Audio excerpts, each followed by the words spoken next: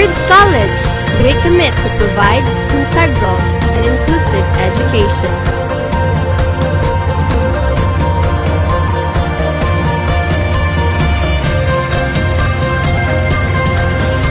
The institution holds the mind, heart, and soul of the students.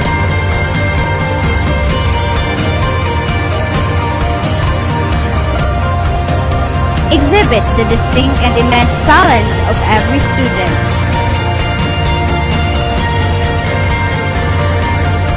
We find unity in diversity. Living life with faith in God. Achieving dreams with excellence.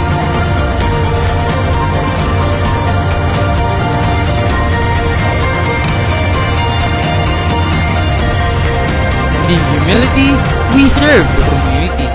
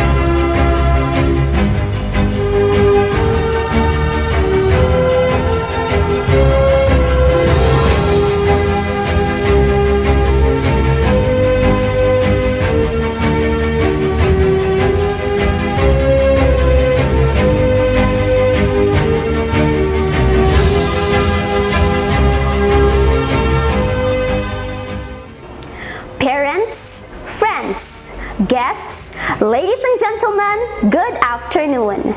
We are gathered here today to witness the virtual graduation of the Lourdes College National Service Training Program with the theme, Resilience and Agility Amidst the New Normal. The National Service Training Program is under the Philippine Republic Act No. 9163, a program that aimed at enhancing civic consciousness and defense preparedness in the youth by developing the ethics of service and patriotism. Despite the classes being online due to the current pandemic, the students were able to exercise resiliency in completing the 53 to 60 hours of training and manifested resilience and agility in the implementation of each of their activities in pursuit of contribution to uplift the general welfare and the quality of life of the people in the community through online. This afternoon, the students of the Civic Welfare Training Service and Literacy Training Service will receive recognition for the completion of their training and formation they went through this school year.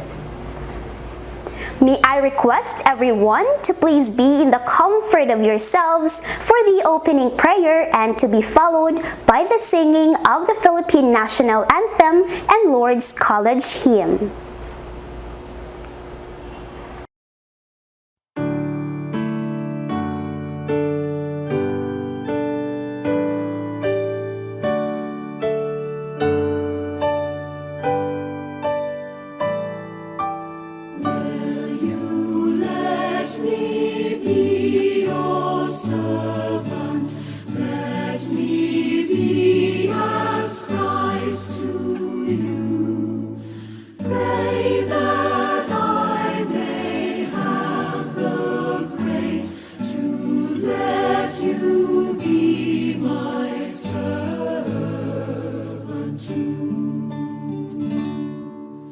We are pilgrims on a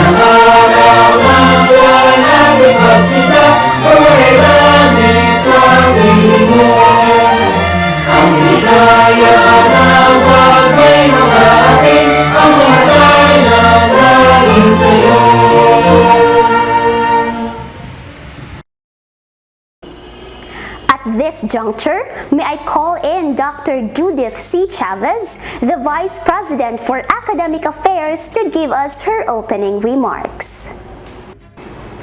Good day. Praise be Jesus and Mary. It is with a warm heart that I welcome and commend all the graduates of Nstp to the culmination of the Nstp program. As we all know, graduation is not the end, but the beginning of a more fulfilling and challenging experience. I commend all the graduates present in this virtual room for persevering in complying with all the requirements for the whole year. Even if physically you were not able to go to the assigned community due to the health risk brought about by the pandemic, but you were able to demonstrate your care and protection for the environment through your herbal garden and the practice of cleaning your surroundings and many more engaging activities that promote your civic consciousness. Indeed, these are concrete manifestations of your love of country or patriotism. I commend you for the demonstration of these outcomes, for trying hard to put flesh to the school's core values of faith, service, and excellence. I would say that the real test of truly loving the country starts after graduation, when we do things not only for passing the Nstp course, but we do it even if we are not told and even if there are no rewards. In short, the action is motivated by the desire to do good for the country and for our Mother Earth, and above all, for our God.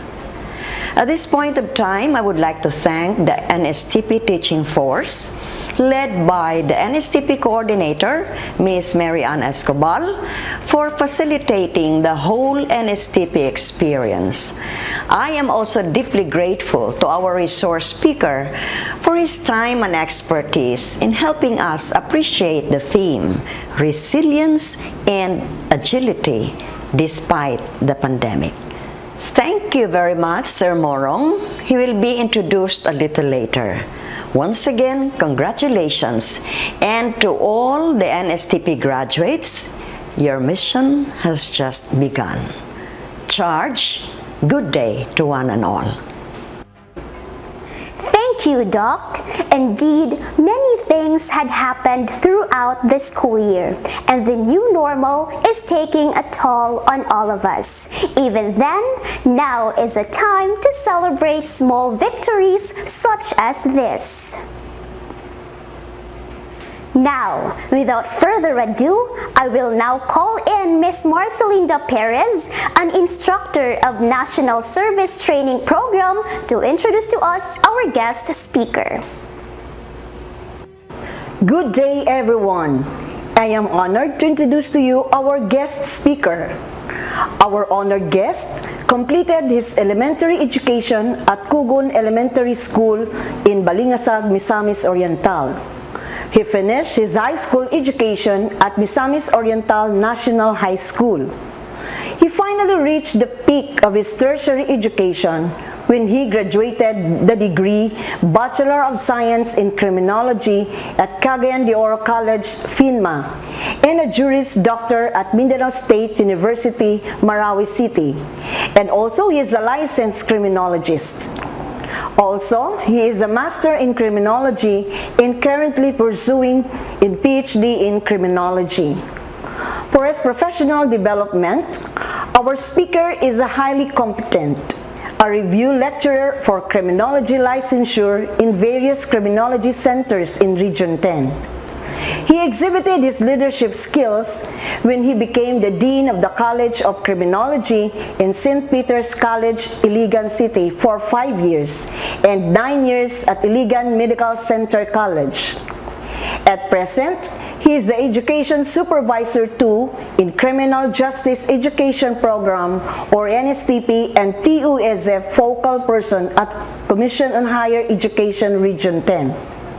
He is also affiliated and a member in various organizations such as Professional Criminologists Association of the Philippines, Philippine Educators Association for Criminology Education, Philippine Society of Criminologists and Criminal Justice Professional. At present, he is a chapter president in Professional Criminologists Association of the Philippines and awarded Presidential Award last 2008. Ladies and gentlemen, it is our pleasure to have our guest speaker, Mr. Abraham E. Morong Jr. To the President, Sister Maria Rufina Giuliani.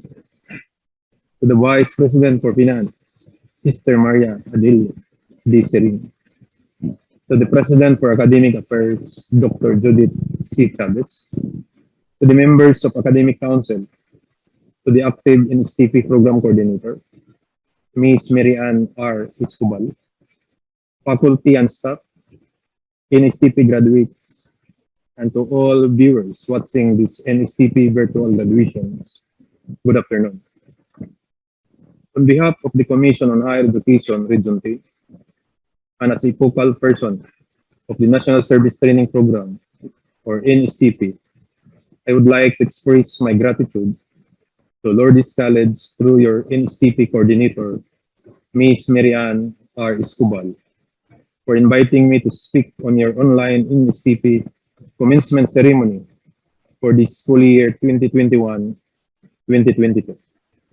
It is my pleasure to accept your invitation.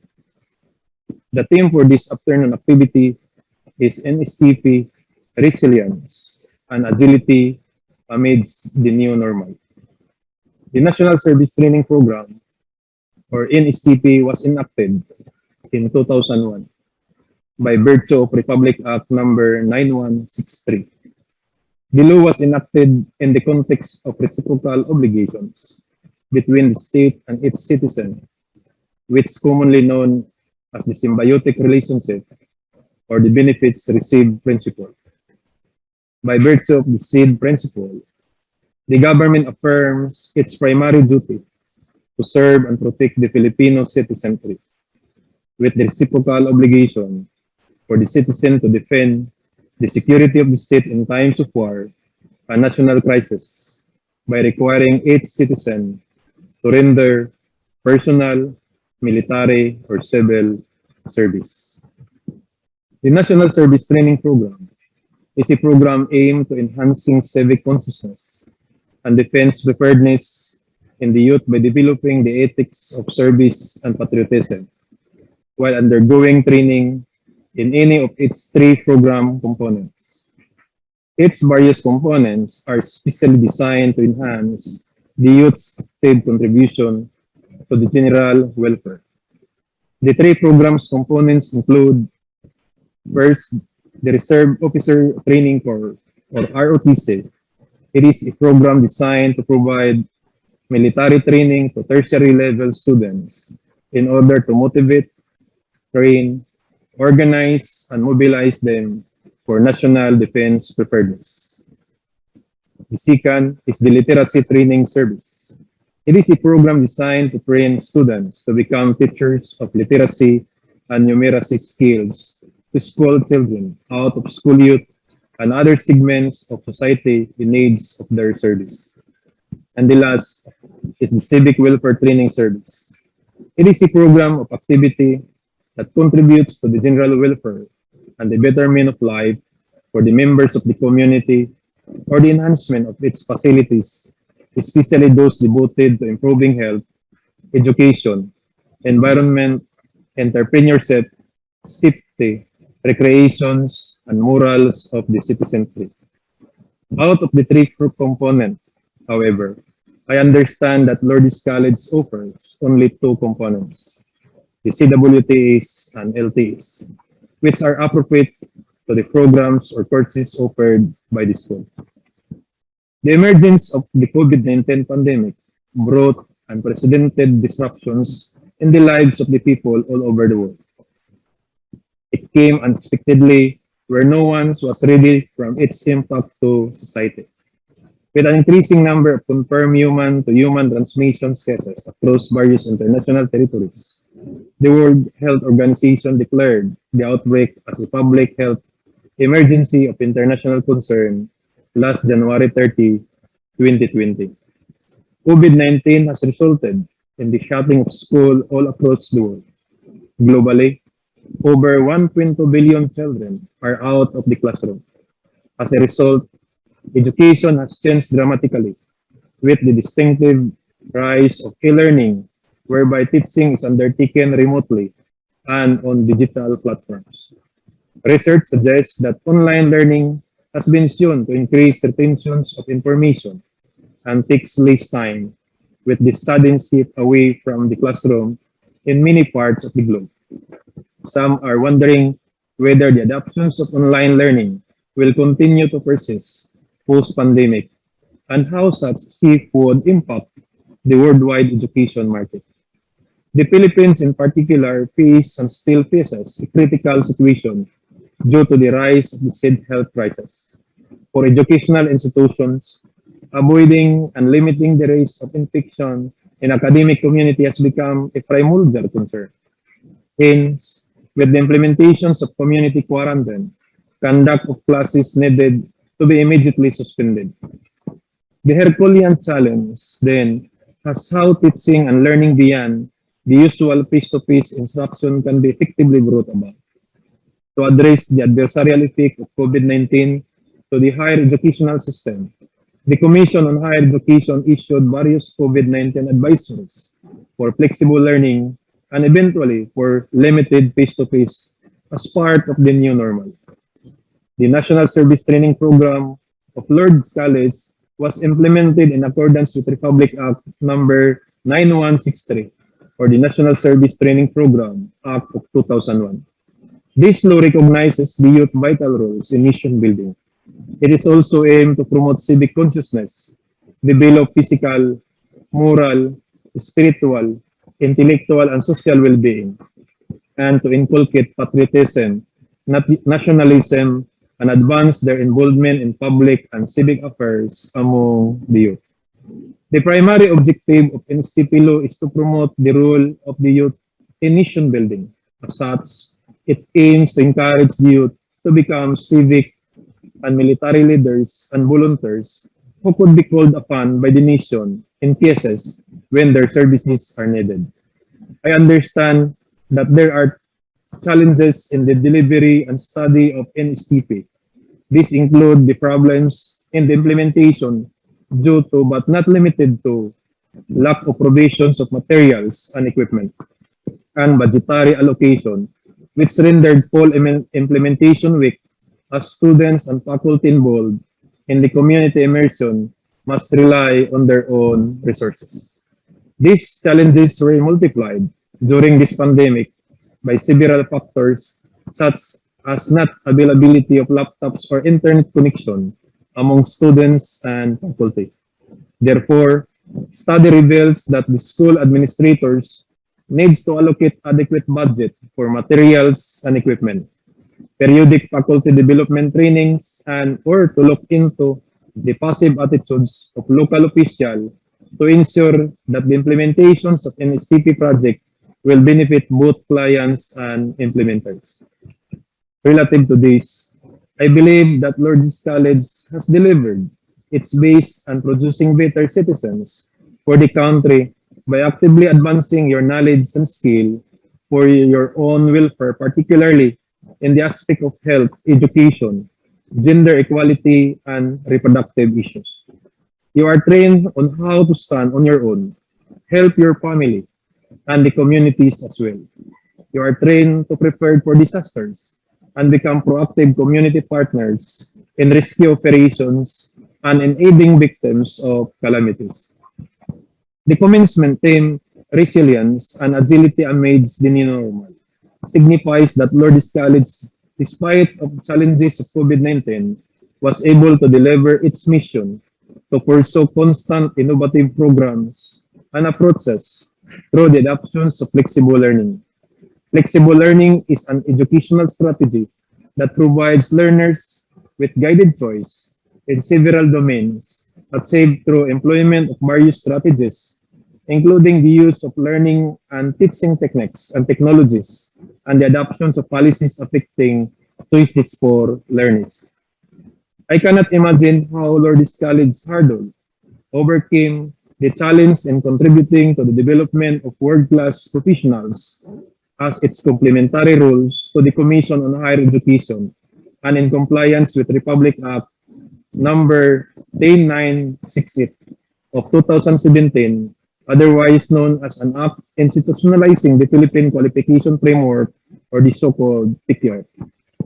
Resiliency denotes mental ability to recover quickly from misery or misfortune, and agility is the power to act quickly.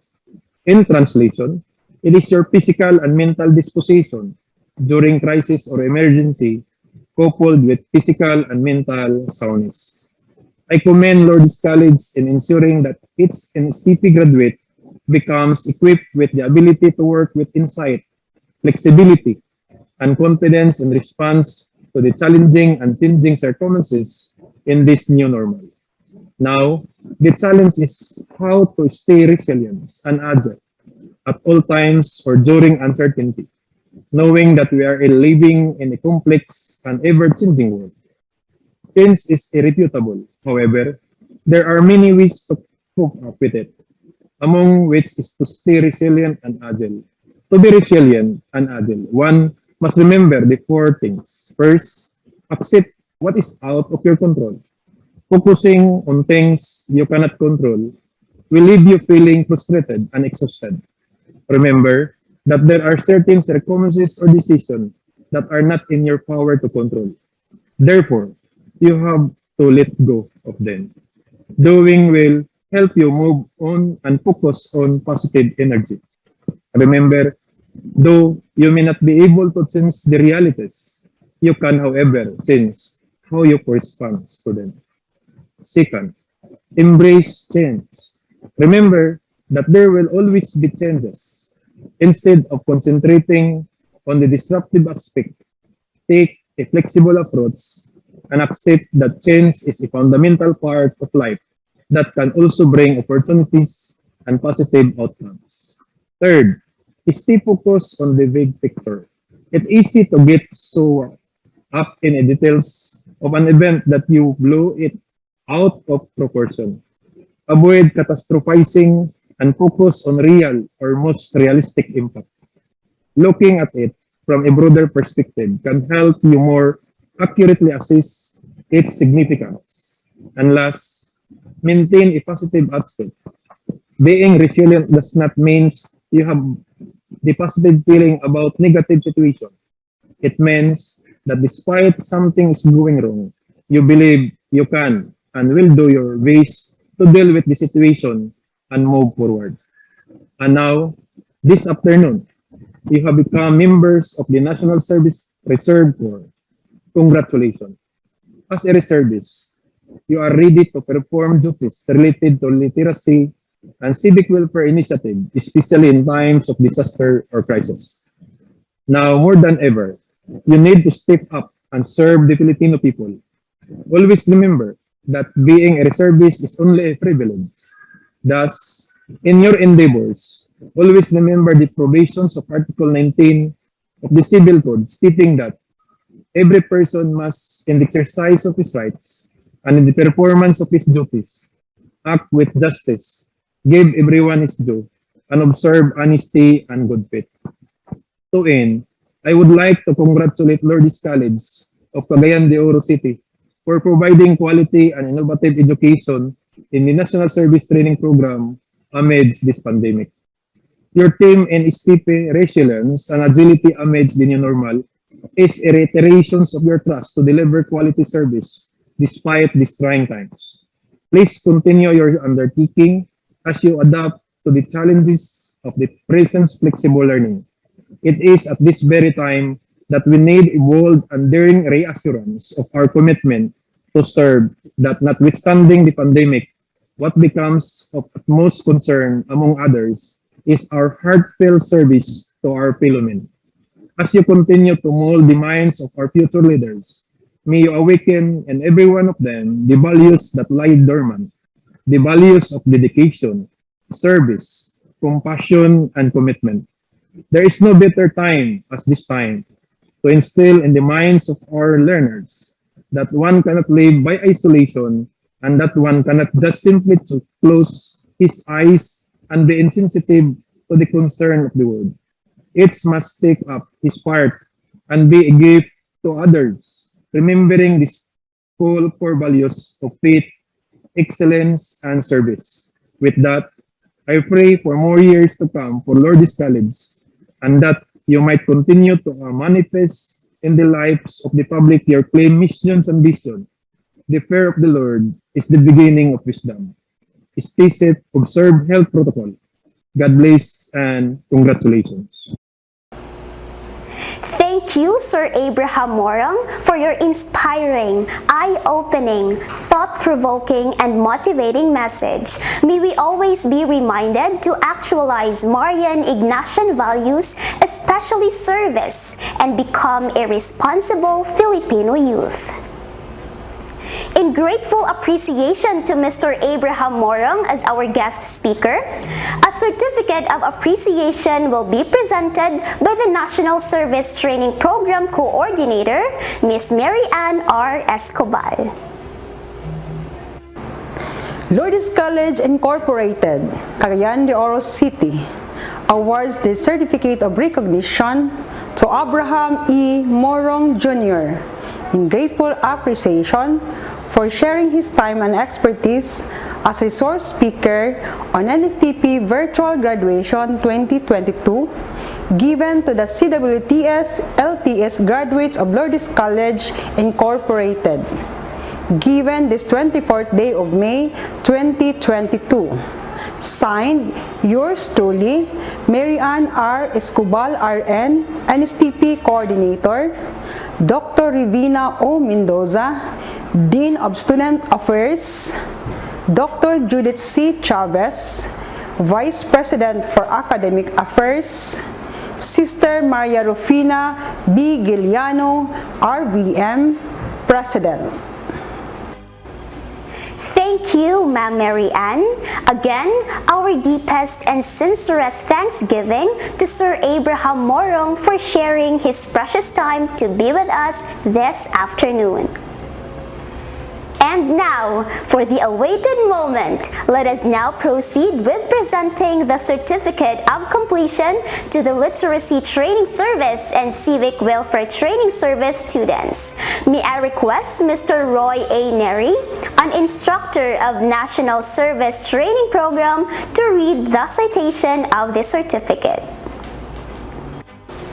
Lourdes College Incorporated, Cagayan de Oro City, awards the Certificate of Completion to for having satisfactorily completed the Civic Welfare Training Service or CWTS component of the National Service Training Program or NSTP for the academic year 2021-2022, given this 25th day of May in the year of our Lord 2022. At Lourdes College, Cagayan de Oro City, Philippines. Signed by NSTP Coordinator Mary Ann R. Escobar RN and our Vice President for Academic Affairs, Dr. Judith C. Chavez. Lourdes College Incorporated, Cagayan de Oro City awards the Certificate of Completion to for having satisfactorily completed the Literacy Training Service or LTS component of the National Service Training Program or NSTP for the academic year 2021-2022, given this 25th day of May in the year of our Lord 2022 at Lourdes College, Cagayan de Oro City, Philippines. Signed by the NSTP Coordinator, Mary Ann R. Escobar, RN, and Vice President for Academic Affairs, Dr. Judith C. Chavez. At this point in time, may I call in Mr. Solomon Bacalares, an instructor of National Service Training Program, to present to us the names of the NSTP graduates. The graduates of Civic Welfare Training Services for school year 2021 to 2022. Princess Diane G. Abalde.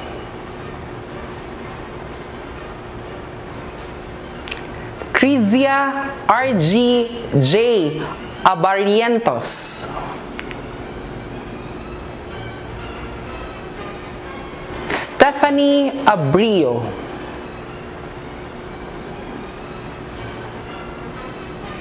Maria Judia May S. Akain.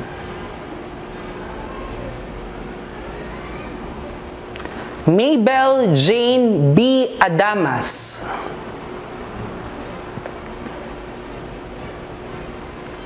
Crisdel Marion U. Agbong. Michael Rib B. Agcopra.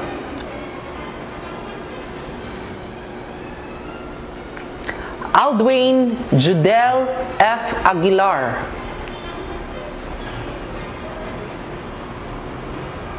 Michael A. Aguro.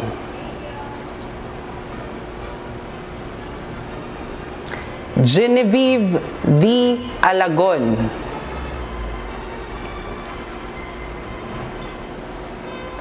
Shane Ricamel M. Alcantara. Kent John James Aldiger.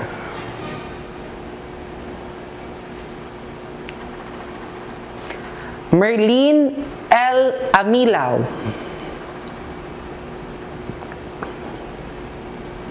Siti Haya S. Amil.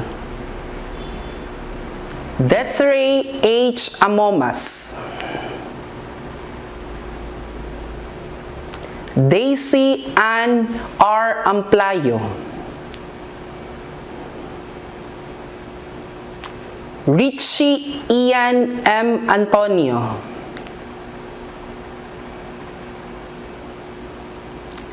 Richel May E. Apos.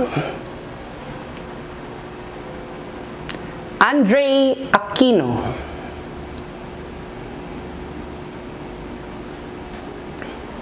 Shari May A. Ardon.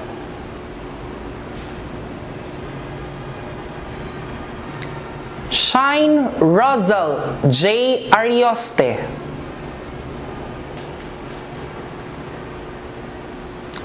Nizel B. Asna.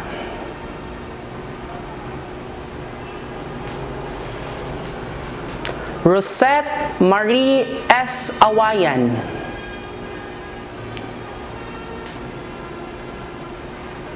Dian Azucenas. Jovelyn Bagares. Dana Lourdes O. Bagayna.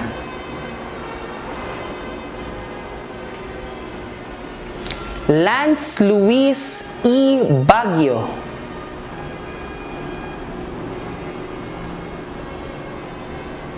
Francis Augustine A. Bahaw.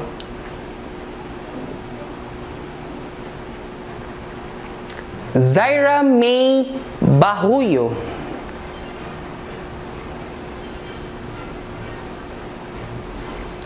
Rina Angela T. Balaba.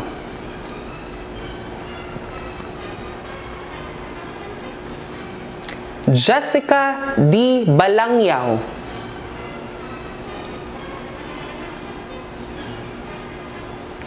Catherine Joyce O. Balatayo.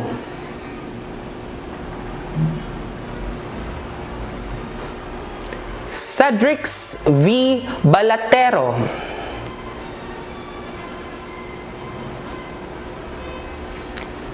Vicky Rose B. Balibagon,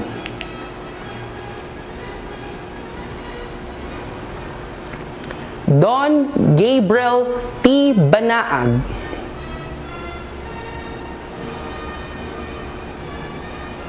Jasame D.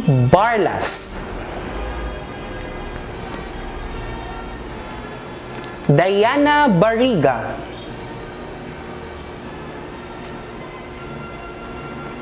Queen Debbie M. Barros,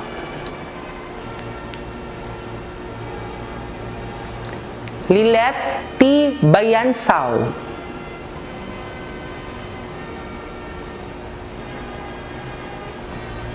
Aizame G. Bayona,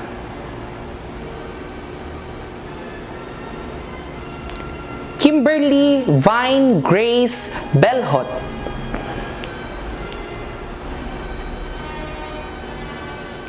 Kiana Shane Benosa,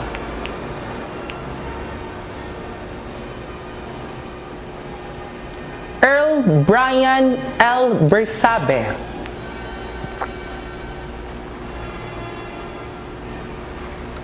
Mary Reitz Trixie F. Bitas,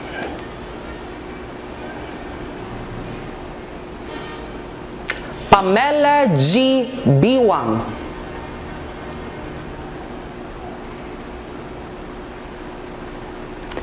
Princess May Bolas,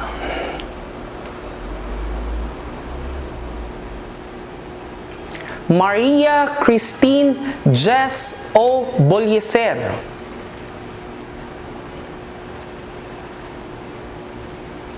Vincent F. Bolieser,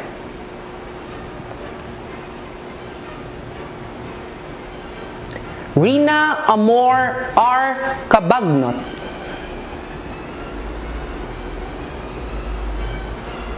Emily H. Cabiladas,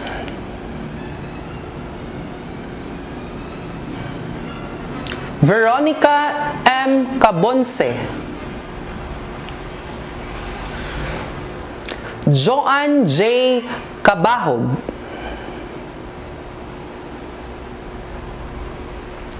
Charina May D. Caballes,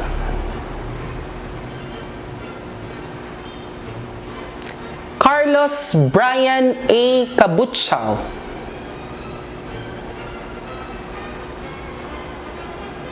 Sam A. Kagindangan, Nur Hussein Haji A. Kalandada,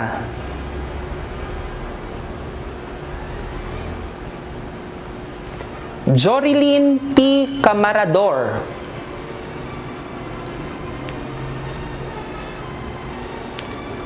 Janie Lu Y. Campo,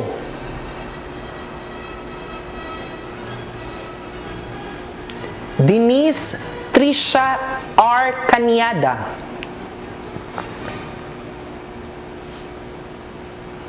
Jaira P. Cañada,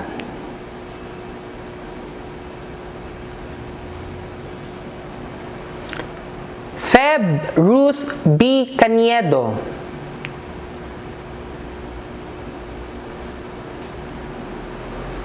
Ara Jel May D. Cañete,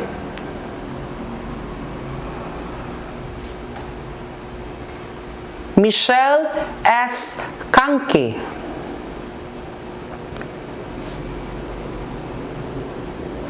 Angeline P. Caparida, David Leaf M. Carbajal,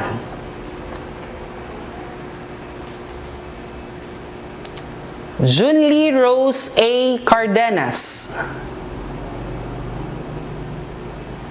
Kate P. Casinares,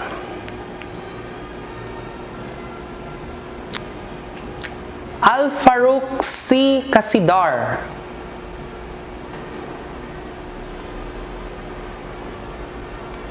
Apple Joy C. Casinio,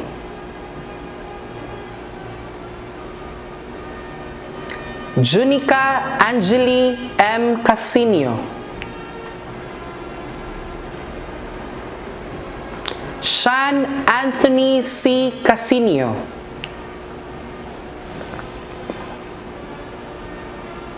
Chester B. Castaños Jr.,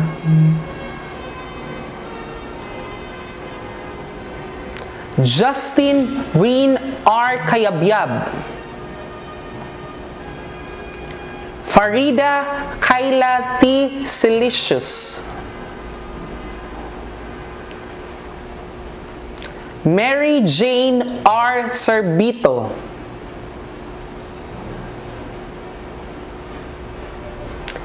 Zineth Frawi P. Chong,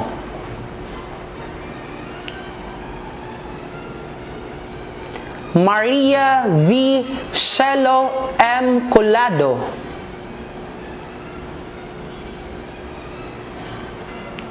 Kiana Francine Coralat, Stony Ross R. Quirkis,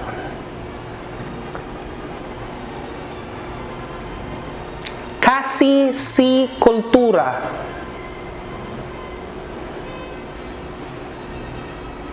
Kriza W. Daasin,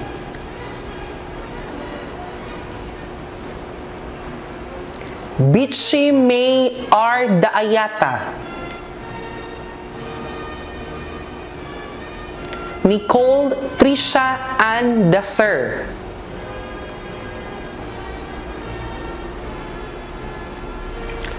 Elgeline J. Dador,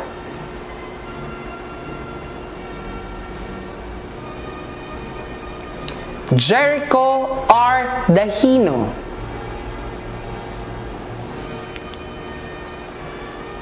Rochelle Alexa M. Dalida,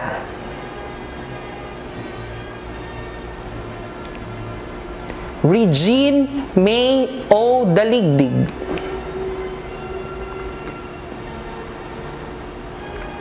Jeanette Shane C. De Guzman, Sofia Catherine S. De Los Reyes, Tessa Abigail L. Dignos,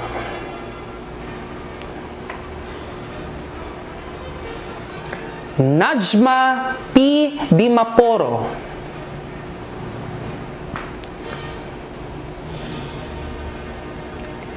Christine Marie E. Duldul,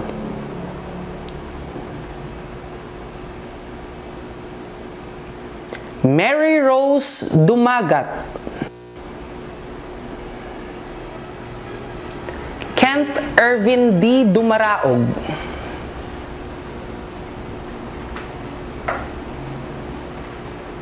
Ella May Dumaog,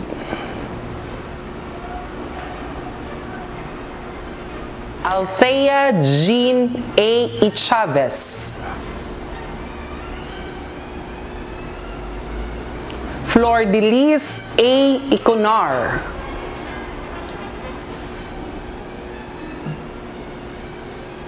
Marcos C. Idrolin,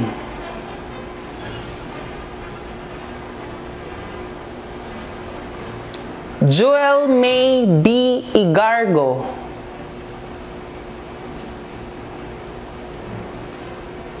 Joshua L. Ihida, Zed Errol A. Ilaba, Grayster Ann G. Ilontorio,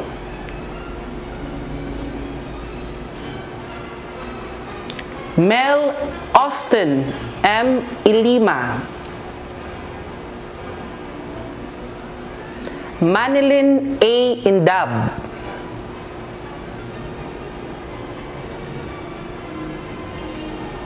Emmanuel P. Inerio, Marisol Leslie M. Inerio,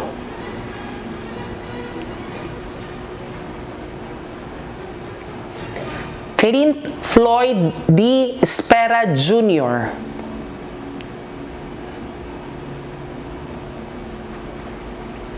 Jude Benedict M. Steliore,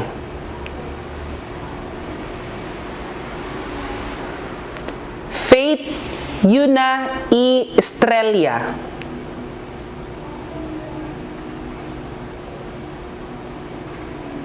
Roxanne S. Europa,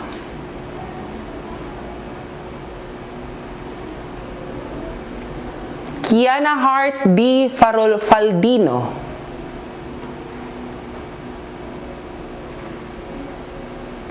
Jewel Marie I. Flores, Nicole Ann T. Florig,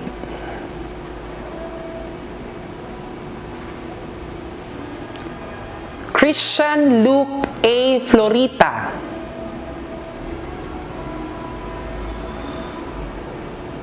Pomela D. Fuentes, Francesca Gabrines,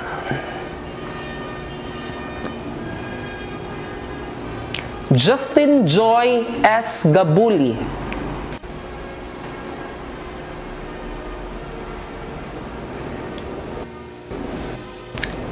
Eliza Melody A. Gal, Ian Jeremy S. Galam, Argel A. Galarido, Charlotte Vanessa Galera,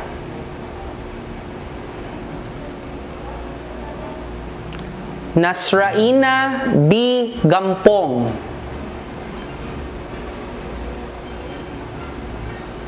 Irene May R. Herona,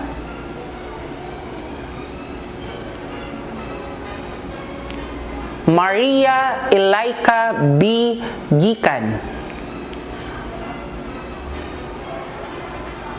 Tonkin F. Goret,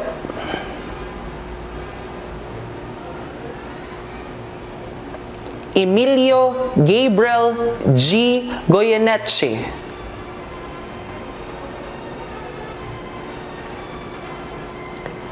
Priscilla Eliza M. Grancapal,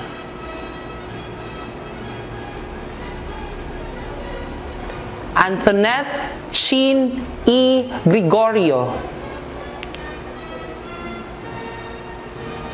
Jumaima S. Haji Hasim,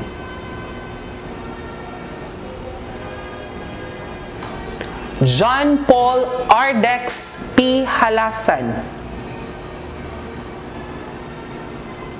Abon Francisco S. Ho,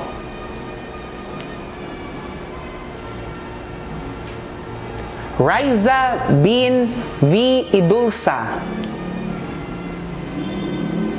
Antoinette Crystal D. Ingutan,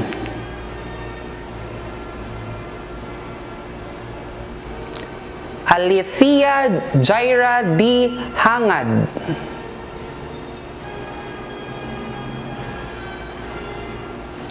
K. Sofia G. Homok,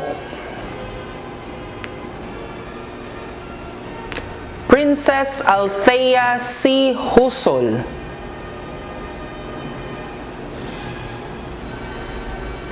Jaylene A. Juvel,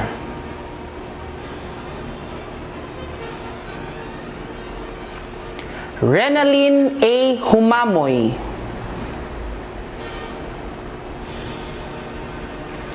Trisha Jean Kwong, Sweet Elise P. Labnao, Jovelyn L. Lacubtan, Johanny May S. Ladika, Joan Ladra,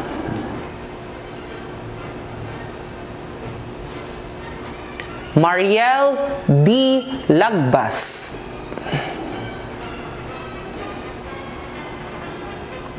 April Kent Lazo,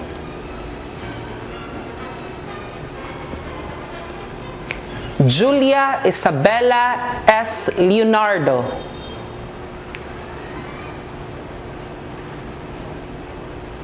John Ray B. Lipante,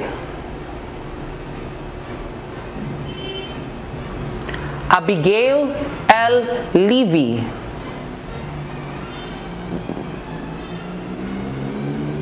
Darlene Kate T. Libardos,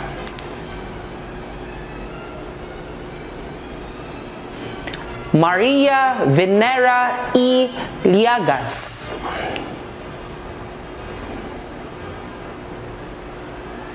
Princess Sheen E. Limit,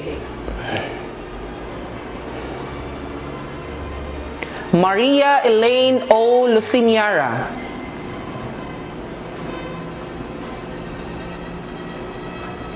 Renz Rafael M. Maapi,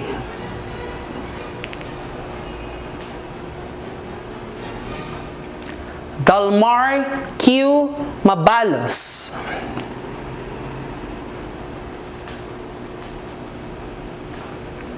Jana D. Mabaning,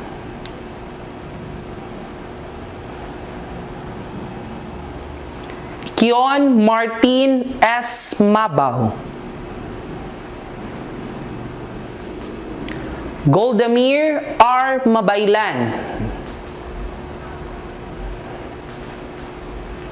Eliza Gray Pinkies A. Mabuyaw,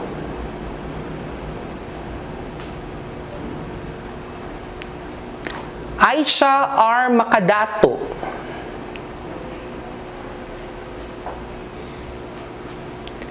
Christian B. Madranca,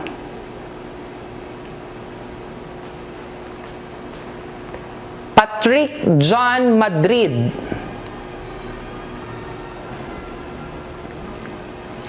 Kyle Hyacinth L. Magas, Jans Kyle A. Magdales, Roosevelt A. Mamza,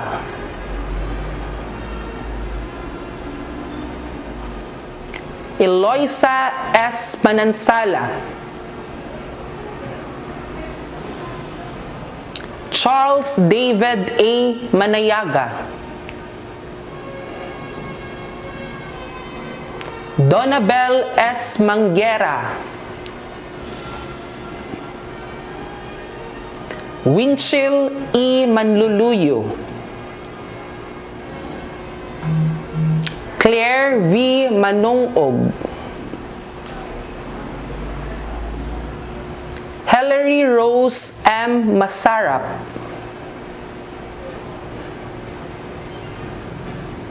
Jididia Masgon,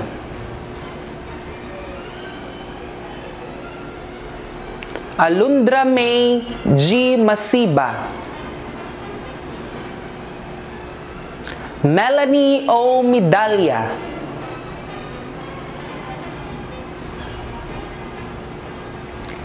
Keith Z. J. Y. Mendez,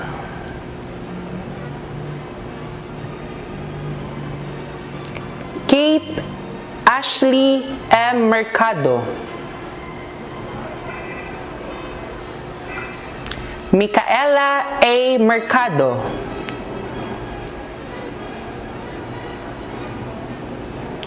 Kimberly P. Muanya, Catherine May V. Montecanias, Glyza A. Montisilio, Jacinth T. Montuya, Angel Moscoso,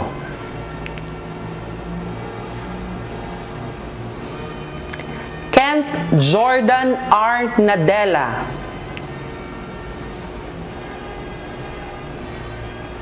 Lady Micah P. Naelga,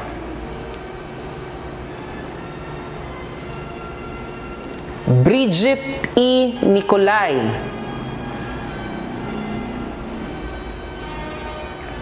Hanilyn B. Niezas, Kyla Franz Nonato, Chris Joseph H. Nuevas, Angel Kyrie S. Obshoma, Luis Marie M. Obshoma, Teresa Marie P. Oco,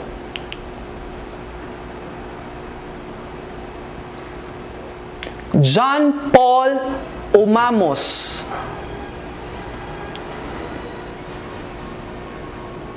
Ivy A. Omongos,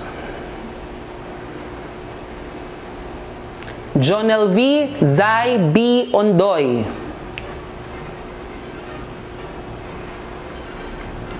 Jovens Richard M. Ong, Ian Carl G. Ordonez, Cyril Joe F. Orias, Valerie A. Pabillon, Angelic Joyce S. Pahilan,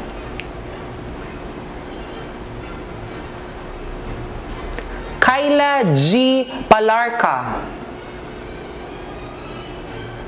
Shania May B. Palmaria,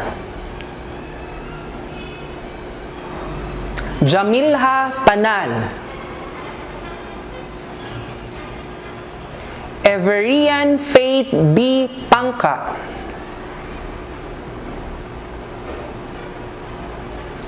Kate Winslet B. Panulaya,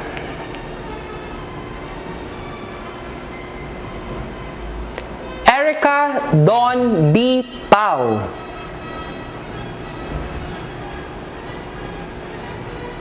Gwyneth Nika N. Parba,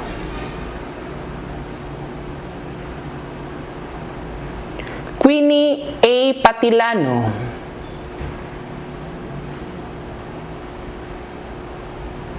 Kimberly Jane P. Patindol,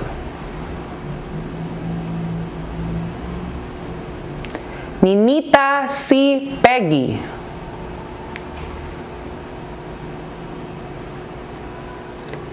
Angela Marie T. Pinar,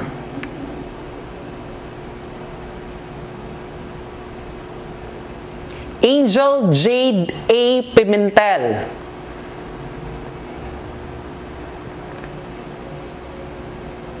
Chadi Chin G. Pinara,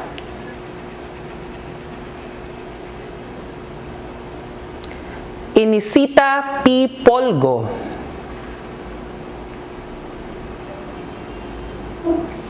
Ethan K. D. Kilas,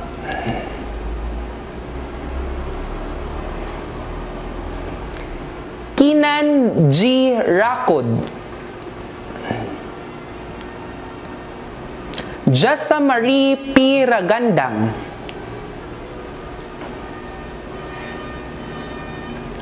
Johnson Jean A. Ragasaho,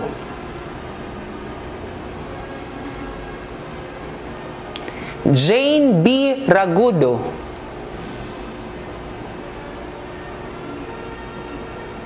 Clyde James Ramas, Marjorie Ranieses,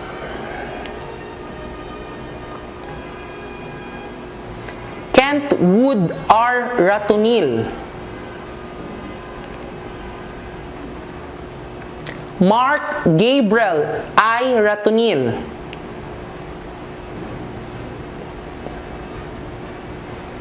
Delbert M. Rial,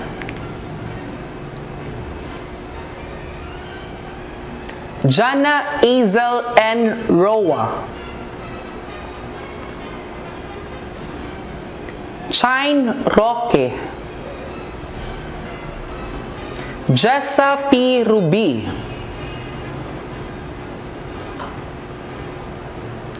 Clarice Ivy H. Sabiliena.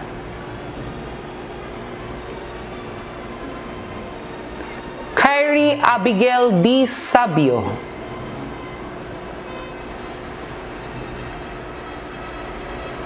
Christian A. Sakala.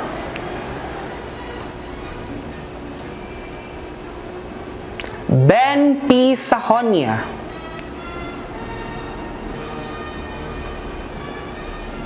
Joshua Sahonia.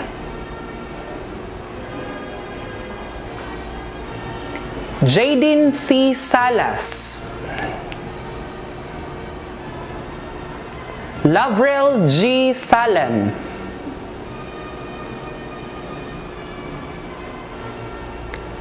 Kathleen I. Saliring.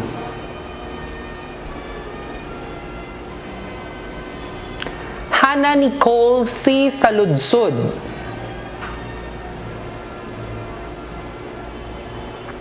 Hannah Jen L. Salvador.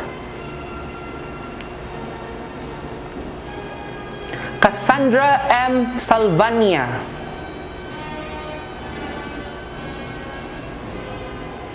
Roxelle E. Samson. Rain J. Y. Sanchez. Florini Sandot. Amir Hassan A. Sangkopan. Amir Hussein A. Sangkopan. Siti Amina M. Sani. Aubrey Grace Sarzosa. Trisha Ann Marie D. Saison.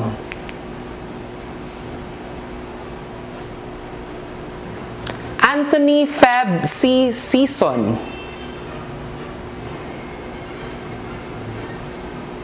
Janine Claire C. Season. Sabrina Chloe C. Soler. Jessel Rose R. Somo. Carlos J. B. Soriano. Luis Voltaire D. Surilia. Gretchen T. Sugarol. Mary Aubrey Z. Sumagaysay.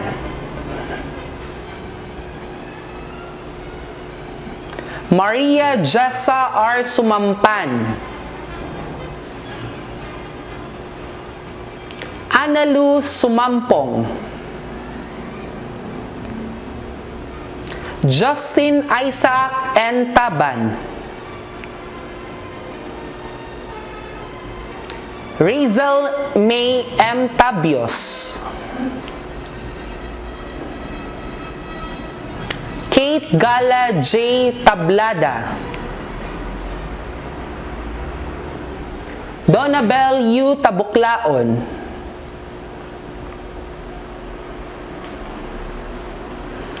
Kevin Patrick E. Tan.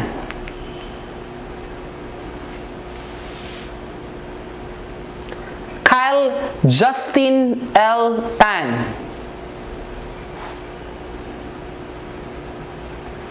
Rinalyn A. Tangal. L'Oreal Judisa G. Tangarukan.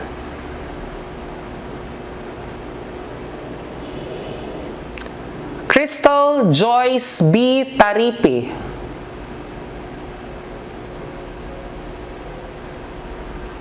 Tiara Tayoni. Maxine Benedict P. Tirol, Andrea C. Torsendi,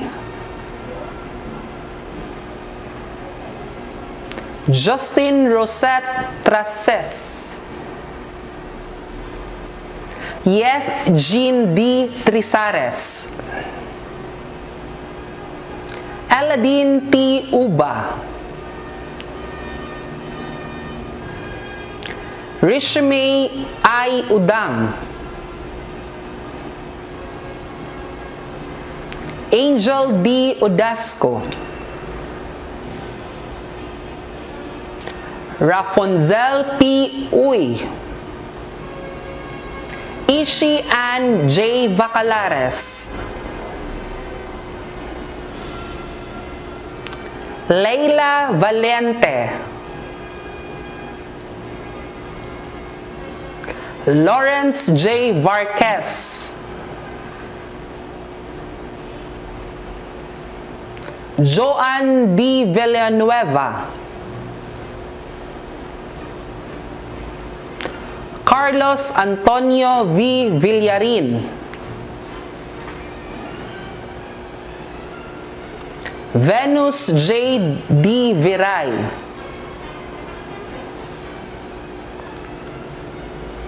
Jason Yanyas, Peter Vance S. Yekyek, and Rochelle Saragosa. The graduates of Literacy Training Service for school year 2021 to 2022. Samantha Reitz S. Abbas, Manuel Benedict J. Abastas,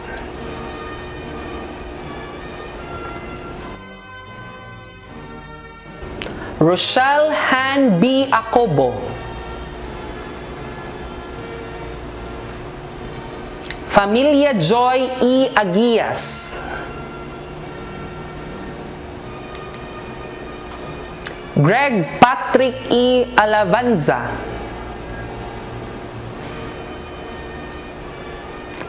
Wednesday Alcala, Danielle Joy R. Amores,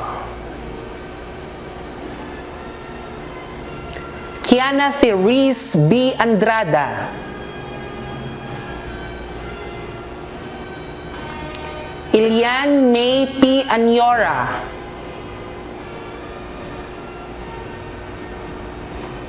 Jella Marie S. Arado, Abigail Bagongon,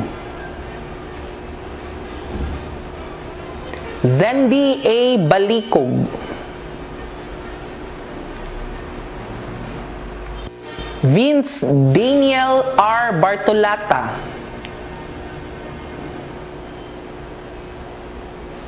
Trix P. Batislaon,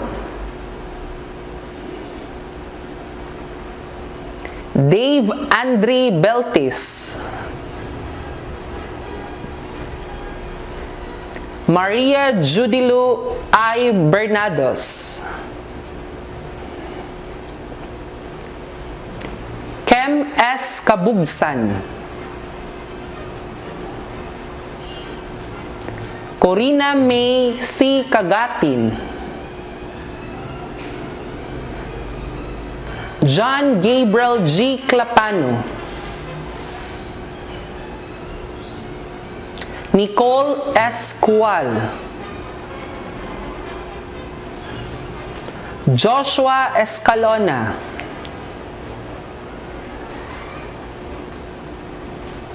Cheska A. Galvez, Princess Angela M. Gituaban, Angelica H. Hilarion, Daniela Rian Indastan, Nizi Chile N. Hapson, Ian Mark C. Lacre, Christian Ray G. Laxi,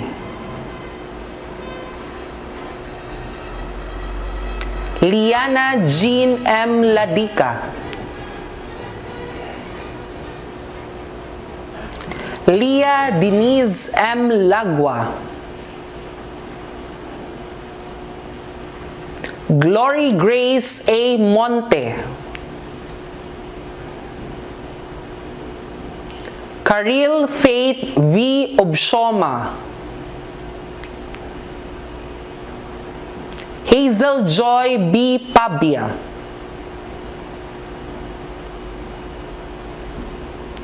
Kyle Rafael C. Pakanan, Janeline Hans L. Pacheco, Kate Carmel Paikan,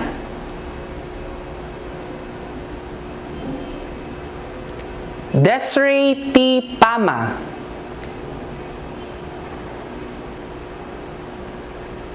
Nia Francesca M. Piñaflor, Frolene Ruthel M. Puertas, Ana Marie R. Kimson, Judy May Sabella, Kurt Stephen G. P. Saholga, Maria Chona C. Sales, Gwen Joy V. Sayongan, Evelyn H. Timoteo,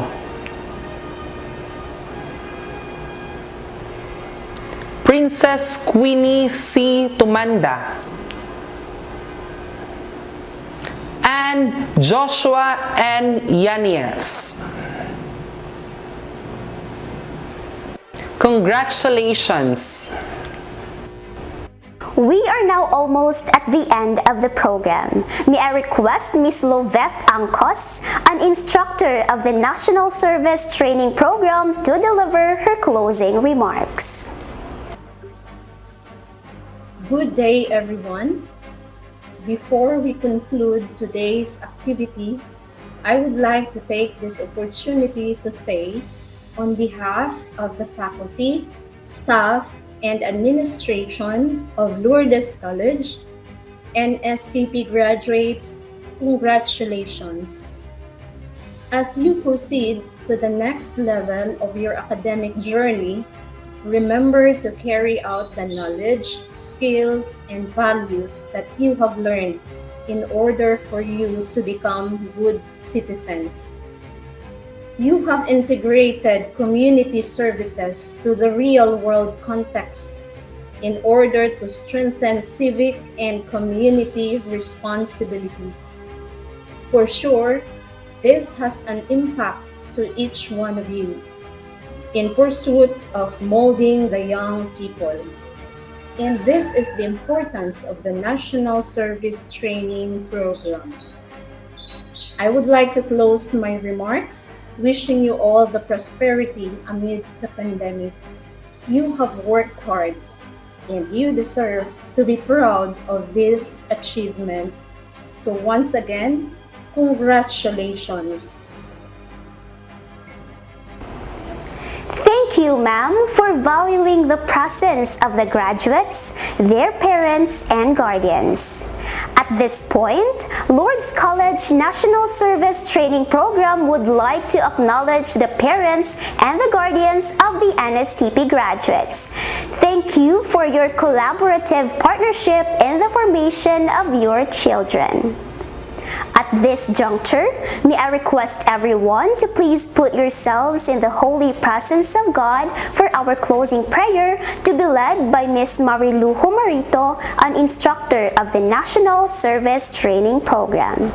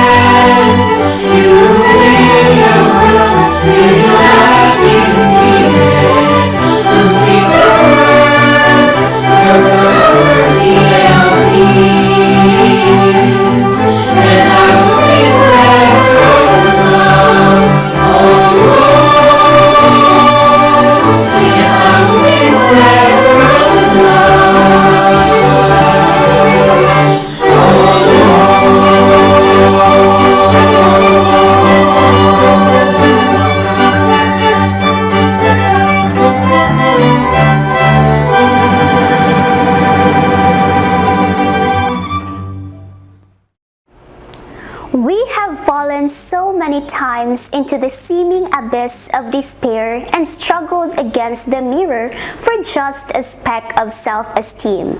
But we have survived. We understand that there will be greater obstacles and barriers in the future. But we personally believe that pain is a thing to be prized. Someone who does not know pain would not appreciate joy, nor would he obtain the strength to make his journey worthwhile. That ends our virtual graduation ceremony. Nothing can pull you down if you remain strong and positive throughout your life. Life will provide you with challenges. You must have a fighting spirit at all times. Do what makes you happy rather than what everyone else wants you to do.